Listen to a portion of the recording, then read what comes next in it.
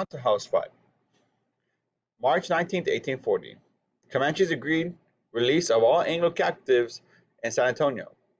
Returned a girl, Maleta and Lockhart, all messed up. Lockhart told of other captives.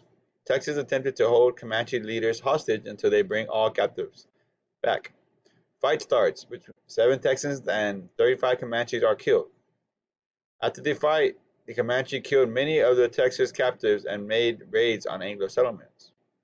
Eyewitness accounts of the event was recorded by Mary Maverick, a pioneer woman who chronicled much of the pioneer life in Texas in her diaries. Mary Maverick, early settler in Texas, recorded many of the important events of Texas in her diary.